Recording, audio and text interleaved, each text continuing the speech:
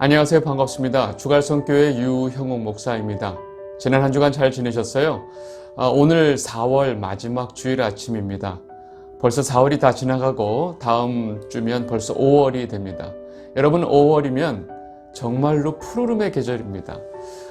놀라운 사실은 이렇게 푸르름의 계절을 우리가 눈앞에 두고 있는데 우리 삶의 현실을 보면 정말로 그 사망의 어두움들이 곳곳에 짙게 깔려 있습니다. 그럼에도 불구하고 여러분들 모두에게 그 예수 그리스도의 생명의 푸르름이 여러분들 마음 가운데 있게 되기를 진심으로 바랍니다. 오늘 우리에게 주시는 말씀 같이 보도록 하겠습니다. 요한복음 2장 11절 말씀입니다. 예수께서 이 첫 표적을 갈릴리 가나에서 행하여 그의 영광을 나타내심에 제자들이 그를 믿으니라. 여러분, 요한복음 2장에 들어오면서 마침내 예수님의 사역이 시작이 되죠. 그리고 예수님의 그 첫 번째 기적이 소개가 됩니다. 여러분, 요한복음 전체에서는 예수님의 기적이 7개의 기적을 소개를 하고 있습니다. 여러분, 예수님께서 기적을 7번만 행하셨나요? 아니죠. 예수님의 그 행적과 기적은요, 정말로 셀 수가 없습니다. 사도 요한은요, 아주 분명한 의도를 가지고 예수님의 기적 중에서 7개를 선별해서 이 요한복음의 내용에 소개를 하고 있습니다. 요한복음 21장 25절 말씀 보겠습니다. 예수께서 행하신 일이 이 외에도 많으니 만일 낱낱이 기록된다면 이 세상이라도 이 기록된 책을 두기에 부족할 줄 아노라. 이 요한복음 맨 마지막에 요한이 이렇게 기재를 했죠. 여러분, 지금 요한은 이 복음서를 쓰면서 아주 특별한 의도를 가지고 썼다는 것을 알 수 있습니다. 여러분, 요한이 예수님의 그 7개의 기적을 소개하면서 여러분, 7이란 숫자 하면 떠오르시죠? 하나님의 그 완전함을 나타내는 숫자 7이라는 숫자를 써서 사용을 하고 있습니다. 그리고 그 7개의 기적은요, 예수 그리스도가 이 땅에 오셔서 그 피로 말미암아 이 땅에 죽음 가운데 있는 자들을 살려내시는 그 놀라운 구속사역을 말하기 위해서 7개의 그런 기적을 선별을 했다고 보시면 됩니다. 그래서 7개의 기적의 내용이 다 이와 연관이 있다는 것이죠. 그리고 이 요한복음 주제 자체가 예수 그리스도가 세상 죄를 지고 가는 하나님의 어린 양이시고, 그렇게 그 어린 양으로 오신 하나님의 아들이심을 증거하고 있기 때문에 이러한 의도를 가지고 7개의 기적을 나열했다는 것을 알 수 있습니다. 우리가 이제 몇 주 동안 그 요한복음 1장의 내용을 봤잖아요. 여러분, 1장 전체 내용을 보면 세례 요한을 통해서 또 그리고 부름받은 그 예수님의 제자들의 고백을 통해서 예수 그리스도가 메시아이시고 예수 그리스도가 하나님의 아들이신 것을 증거하고 있습니다. 그리고 이제 오늘 2장에 와서 비로소 예수님이 직접적으로 사역을 통해서 예수님께서 하나님의 아들이신 것을 보여주고 있습니다. 우리 2장 첫 말씀을 보겠습니다. 요한복음 2장 1절에서 2절 말씀입니다. 사흘째 되던 날 갈릴리 가나에 혼례가 있어 예수의 어머니도 거기 계시고 예수와 그 제자들도 혼례의 청함을 받았더니. 여러분, 지금 2장 1절 첫 시작에 사흘째 되던 날, 여러분, 이 표현에 우리는 굉장히 주목을 해야 됩니다. 여러분, 사흘이란 말 하면 여러분들 머릿속에 탁 떠오르는 그것이 있죠? 네, 맞아요. 예수님이 죽음 가운데서 사흘 만에 부활하신 그 사건이 딱 기억이 납니다. 여러분, 이 2장 1절의 첫 시작에 사흘째라고 했던 이 표현은 사흘 만에 그 죽음의 권세를 이기시고 부활하신 그 예수님을 은연중에 암시하고 있다는 것을 우리는 알아야 됩니다. 그리고 이 사흘째 되던 날 예수님께서 비로소 하나님의 아들만이 할 수 있는 그 기적을 지금 행하고 있다는 것입니다. 그리고 이 기적을 통해서 이 하나님의 예수 그리스도의 영광을 나타내고 계신 것이 지금 요한복음 2장의 내용입니다.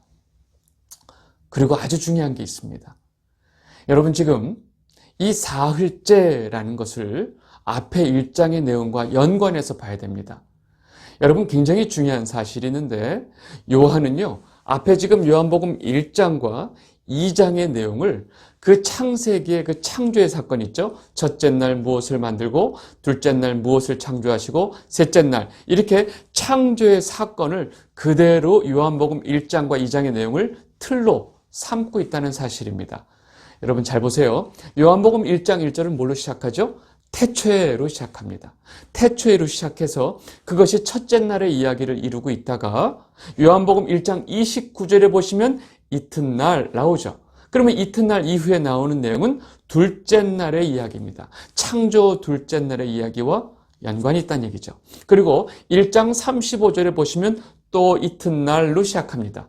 그리고 이어지는 그 내용은 창조 셋째 날의 이야기를 하고 있다는 것입니다. 그리고 1장 43절에 보면 이튿날로 또 시작합니다. 그럼 뭐예요? 그 이후의 내용은 창조 넷째 날과 연관이 있다는 것입니다. 무슨 말이냐면 요한복음 1장 전체가 창조의 첫째 날, 둘째 날, 셋째 날, 넷째 날의 이야기를 담고 있다는 이야기입니다. 그래서 지금 앞에 1장 1절서부터 28절까지의 내용은요, 빛에 관한 이야기를 하고 있습니다.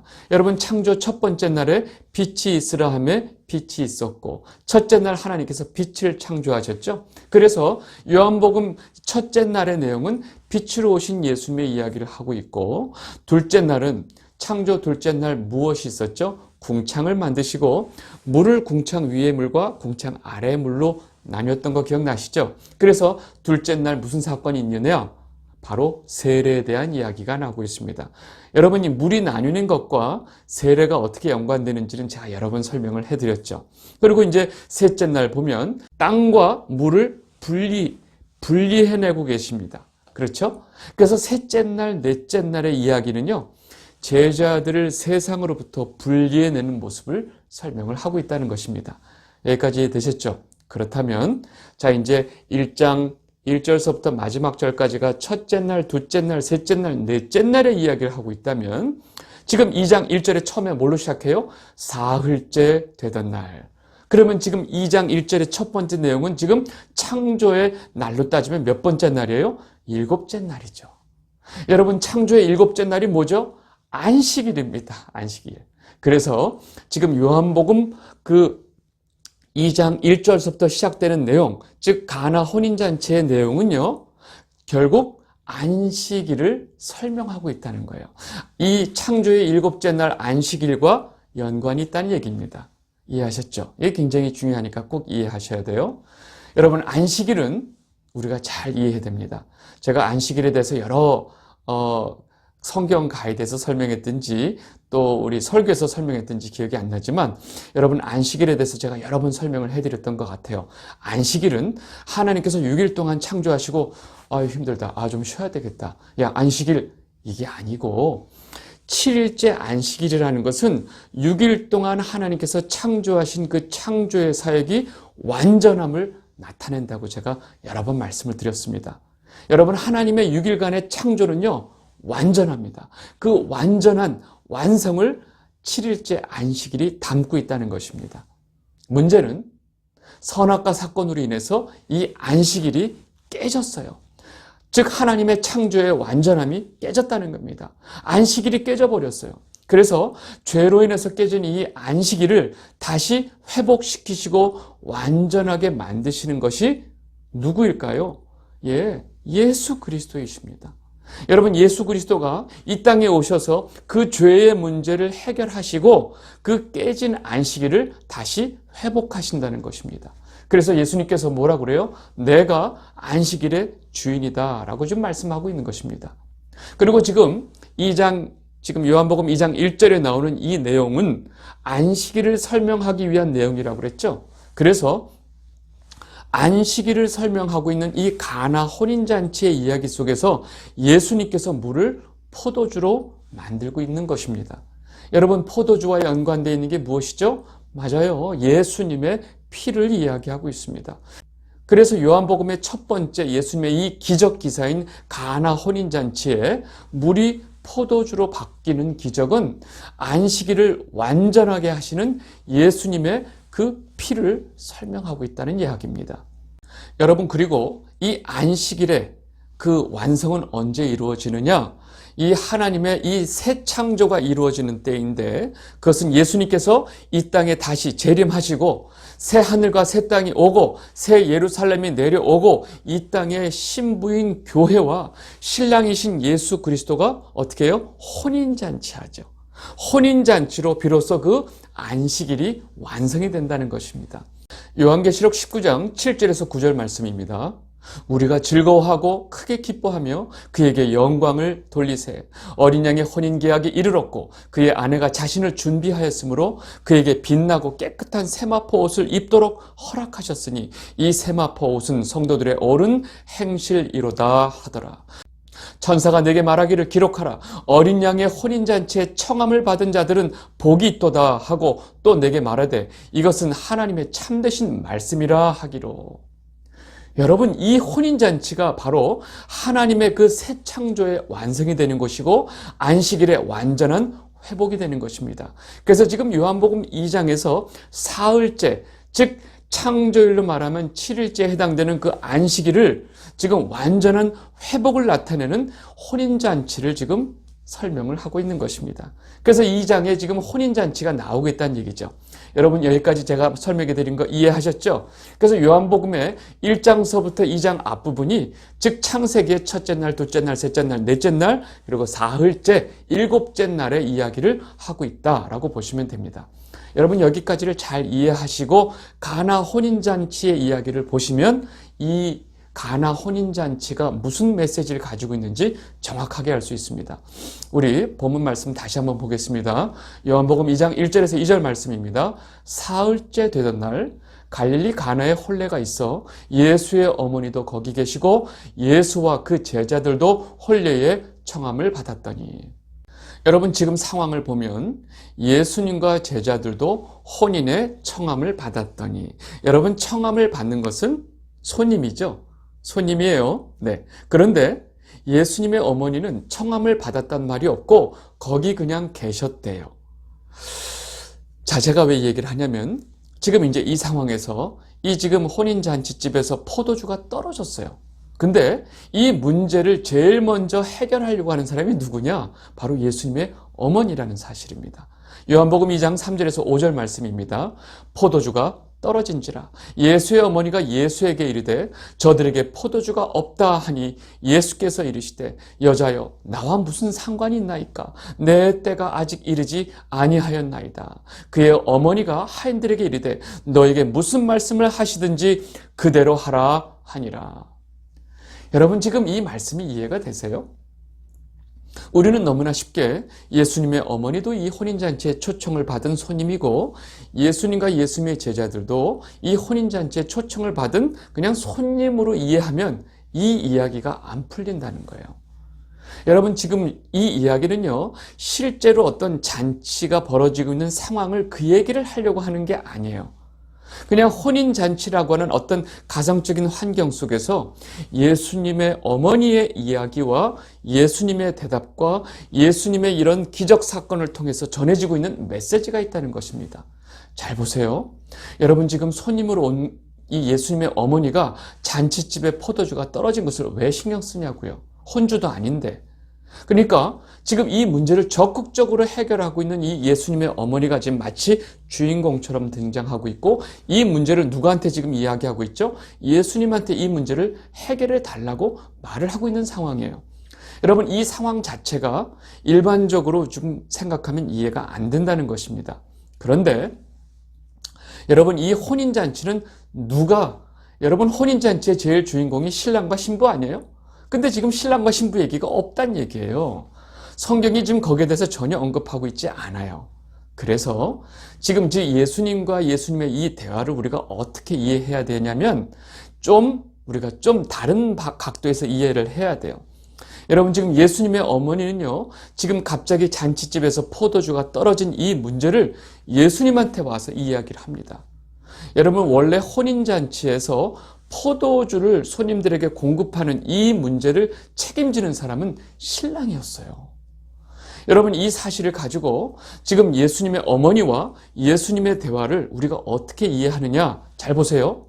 예수님의 어머니가 예수님에게 지금 포도주가 떨어졌습니다. 저들에게 포도주가 떨어졌습니다. 이 얘기를 하죠. 여러분, 이 말씀은요, 예수요, 지금 이 땅에 사람들의 모든 즐거움이 되는 그 포도주가 다 사라졌습니다. 그러면 당신이 정말로 지금 일을 해야 될 때가 아닌가요?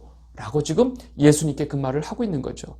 그러니까 여자여, 여기서 이 여자애는 아주 여자의 극존칭입니다. 여자여, 아직 내 때가 이르지 않았습니다. 여자여, 아직 지금 내 때가 아닙니다. 라고 대답하시는 예수님은 지금 아직 구체적으로 제가 이 일을 할 때가 아닙니다. 라고 대답을 하고 있는 거예요. 여러분, 지금 이 세상에 벌어지고 있는 인간들의 가장 기쁨을 주는 혼인잔치의 포도주가 사라졌다는 것은 인간에 있어서 가장 희망과 즐거움이 사라져 있는 이 영적 현실을 예수님의 어머니가 예수님에게 지금 이 문제를 해결해 달라고 요청하고 있는 상황이에요. 근데 예수님은 여자여, 아직 제 때가 아닙니다. 내가 이 세상을 구원할 때가 아직 이르지 않았습니다. 라고 대답을 하고 있는 거죠. 그러나 예수님의 어머니는 이 인간들이 가지고 있는 이 근본적인 이 문제, 근본적인 그 즐거움과 희망이 사라진 이 문제를, 영적인 문제를 해결할 수 있는 분은 오로지 예수님밖에 없다는 믿음이 확실합니다. 그래서 예수님의 어머니는 하인들에게 너희는 무슨 말씀을 하시든지 그대로 하라라고 하인들에게 명령을 합니다.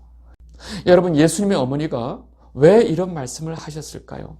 여러분, 이 땅에 희망을 잃고 또 슬픔 속에서 살아가고 있는 많은 그 영혼들에게 지금 예수님의 어머니가 너희들이 겪고 있는 그 모든 슬픔 속에서 예수 그리스도만이 너희들에게 다시 기쁨을 되찾아 줄 수 있는 분이야. 그러니까 그분이 무슨 말씀을 하시든지 그 말씀을 따라 살아야 돼 라고 지금 말씀하고 계신 거예요. 그래서 결국은 예수님이 하시는 말씀을 그대로 하인들은 따르게 됩니다. 요한복음 2장 6절에서 8절 말씀입니다. 거기에 유대인의 정결 예식을 따라 두세 통 드는 돌 항아리 6이 놓였는지라. 예수께서 그들에게 이르시되 항아리에 물을 채우라 하신즉 아기까지 채우니 이제는 떠서 연회장에게 갖다 주라 하심에 갖다 주었더니. 여러분, 이거 말도 안 되는 명령이죠. 지금 포도주가 떨어졌는데 예수님께서 하인들에게 명령을 합니다. 이 상황도 좀 이해가 안 되죠. 손님으로 온 예수님이 돌 항아리에 하인들이 물을 다 채워요. 그러니까 이 돌 항아리에 물을 떠서 연회장에게 갖다 주라. 지금 이 연회를 주관하고 있는 연회장에게 이 물을 갖다 주라. 여러분, 하인들은 이 말도 안 되는 예수님의 명령을 따라 행하게 되고 마침내 기적이 일어나게 되는 것입니다. 그리고 그 연회장은 그 물로 된 포도주를 맛보게 되고 눈이 번쩍 띄는 것입니다. 예수님에게 순종하는 하인들로 인해서 연회장에게 그 물이 배달이 되죠. 물. 근데 연회장은 그 물을 먹어요. 근데 이렇게 좋은 포도주가 있었나 하고 놀랍니다. 요한복음 2장 9절에서 10절. 연회장은 물로 된 포도주를 맛보고도 어디서 났는지 알지 못하되 물도 온 하인들은 알더라. 연회장이 신랑을 불러 말하되 사람마다 먼저 좋은 포도주를 내고 취한 후에 낮은 것을 내거늘 그들은 지금까지 좋은 포도주를 두었도다 하니라. 여러분, 결국 물이 포도주로 변했습니다. 여러분, 물이 포도주로 된다는 것은 우리에게 진정한 생명을 주신 그 생명수이신 예수님께서 우리가 잃어버렸던 우리의 진정한 기쁨, 포도주가 되신다는 것을 지금 보여주고 있습니다. 여러분, 연회장의 말을 지금 빌려보면 지금 이 혼인잔치에서 포도주를 공급할 책임이 누구한테 있다는 거예요? 바로 신랑에게 있다는 것입니다. 근데 지금 이 혼인잔치에 참여한 사람들에게 뒤늦게 굉장히 좋은 포도주를 공급하는 분이 누구예요? 예수님입니다. 여러분, 결국 이 가나 혼인잔치에 진짜 참 신랑이 누구인지 아시겠어요? 그리고 지금 연회장이 무슨 말을 하느냐?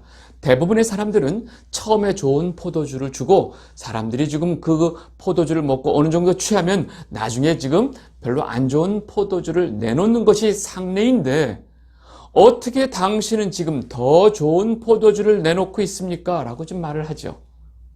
누구한테 얘기했을까요? 여러분, 이것이 바로 하나님이 우리에게 은혜를 베풀어 주시는 원리입니다. 여러분, 이 천국 백성의 원리를 잘 알아야 돼요. 하나님은 하나님의 백성들에게 먼저 좋은 것을 주시지 않습니다. 언제 좋은 것을 주세요? 나중에 좋은 것을 주시는 분이 하나님이세요.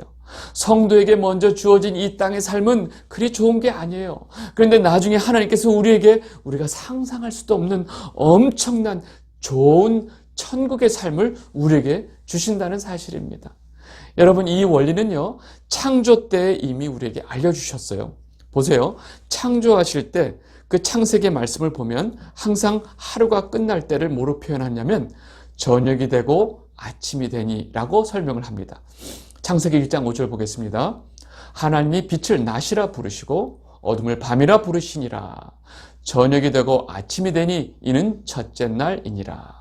한 절 더 보겠습니다. 창세기 1장 8절. 하나님이 궁창을 하늘이라 부르시니라. 저녁이 되고 아침이 되니 이는 둘째 날이니라. 여러분, 지금 분명히 뭐예요? 하루를 어떻게 설명하죠? 저녁이 되고 아침이 되니. 여러분, 이 말씀의 근거에서 유대인들은 하루를 저녁으로 시작하고 아침으로 끝나는 것으로 봅니다. 여러분, 저녁으로 시작해서 아침으로 끝나는 이 하루의 개념은요, 바로 성도의 삶을 그대로 표현하고 있습니다. 여러분, 성도의 삶은요, 어두운 저녁으로 시작해서 무섭고 춥고 깜깜한 밤을 지나게 됩니다. 그리고 결국 밝은 아침으로 끝이 나게 된다는 사실입니다. 여러분, 이것이 하나님 백성들에게 하나님이 주시는 하루의 원칙이고 하나님이 하나님 백성들에게 주는 은혜의 원칙입니다. 여러분, 나중에 좋은 포도주를 내는 신랑이 바로 예수 그리스도이십니다. 여러분, 우리에게 나중에 좋은 것을 주시는 그 하나님인 것을 여러분들 꼭 기억하시기 바랍니다. 그러니까 우리가 지금 어두운 저녁에 살고 있고 깜깜하고 춥고 어두운 밤을 살고 있는 것입니다. 여러분, 우리가 이 어두운 밤을 살고 있는 우리 성도는 어떻게 해야 될까요? 여러분, 변함없이 우리에게 밝은 아침을 주시는 하나님 아버지를 믿고 기다리시면 됩니다. 아시겠죠? 여러분, 제가 지금까지 한 내용을 간략하게 정리하면 결국 이 가나 혼인잔치의 내용은요, 실제 어떤 혼인의 장면을 묘사한 것이 아닙니다. 철저하게 요한은 그 창조의 7일째 되는 그 안식일을 이 가나 혼인잔치라고 하는 그런 상황을 통해서 설명하고 있는 것입니다. 그래서 이 땅에 깨진 그 안식일을 십자가의 피로 완성하실 예수님을 설명하고 있기 때문에 그 포도주가 등장을 하고 있다는 사실입니다. 그리고 이 깨진 안식일의 완전한 회복은 신랑이신 예수님과 신부인 교회 혼인잔치로 회복이 된다는 사실을 알려주기 위해서 지금 가나 혼인잔치의 이야기를 하고 있다는 사실입니다. 그리고 이 혼인잔치에 초대받은 예수님이 결국은 나중에 좋은 포도주를 공급하고 있는 신랑의 역할을 하고 있다는 것입니다. 여러분, 그래서 이 가나 혼인잔치의 결론은 어떻게 끝나느냐? 요한복음 2장 11절입니다. 예수께서 이 첫 표적을 갈릴리 가나에서 행하여 그의 영광을 나타내심에 제자들이 그를 믿으니라. 여러분, 이 모든 사건을 통해서 결국은 예수님께서는 그리스도의 영광을 나타내고 있다는 사실입니다. 그리고 예수님의 제자들은 이 혼인잔치의 그 사건을 통해서 또다시 예수님께서 하나님의 아들이심과 그가 그리스도이심을 더 확실하게 믿게 되는 계기가 되는 것입니다. 이 영상을 보고 계신 주갈성 성도 여러분, 우리에게 진정한 기쁨, 정말로 인간의 가장 근원적인 기쁨을 주실 수 있는 분은 예수 그리스도밖에 없습니다. 여러분, 우리의 진짜 신랑은 예수 그리스도이십니다. 그리고 그 신랑은요, 나중에 우리에게 진정한 기쁨이 되는 포도주를 내주시는 분이십니다. 우리는 항상 어둠에 있는 저녁과 밤을 먼저 살아내야 하는 하나님의 백성, 성도입니다. 그리고 나중에 밝은 아침을 맞이하면서 우리의 삶은 결론이 나게 될 것입니다. 지금 이 순간에 너무 힘들고 어렵고 두렵고 캄캄한 밤을 사시는 성도 여러분들이 많이 계실 줄 믿습니다. 여러분, 나중에 좋은 포도주를 주시는 그 신랑이신 예수님을 우리가 믿고 참아내시기 바랍니다. 여러분들 모두가 그 어린 양의 혼인잔치에 참여하는 복된 자가 되시기를 진심으로 바랍니다. 오늘 말씀 여기까지 하도록 하겠습니다. 감사합니다.